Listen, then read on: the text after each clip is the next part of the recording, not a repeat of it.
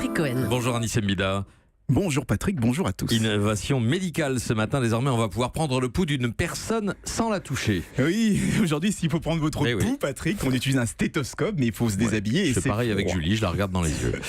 Mais on peut aussi vous appuyer sur la carotide ou sur le poignet, mais en tout cas, on doit vous toucher. Eh bien, demain, il suffira de vous passer une petite caméra devant le visage, sans vous toucher donc, et hop, on aura votre fréquence cardiaque exacte. Alors, j'ai du mal à quoi ça va servir. C'est pour ceux qui supportent pas qu'on les touche ou... Non, ça intéresse beaucoup de monde, parce que ça veut dire qu'on peut déterminer votre fréquence cardiaque à distance. Donc quand on est hospitalisé par exemple, plus besoin de nous cribler d'électrodes avec de longs fils là, qui vont jusqu'au monitoring, une simple caméra suffit et on reste parfaitement libre de ses mouvements. Mieux, quand on fait du sport dans une salle par exemple et qu'on fait du cardio par exemple ou qu'on court sur un tapis, eh bien la machine pourra nous afficher notre fréquence cardiaque maximale, la fréquence cardiaque cible, tout ça rien qu'avec la caméra, ce qui permettra de mieux doser son effort, de mieux connaître ses limites sans avoir à porter des orbes gilets là ou tenir des poignets.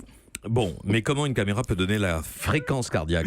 Eh bien, en analysant des très petites subtiles variations de couleurs sur la peau. Alors à l'œil nu, on voit strictement rien, mais avec une caméra, on arrive à déduire comme ça les flux sanguins. Ce sont des chercheurs de l'université de l'Utah aux États-Unis qui ont mis au point cette technique, mais ils ne sont pas les seuls. En Israël, en Suisse, en Angleterre, on travaille aussi sur l'analyse des signes vitaux avec une caméra.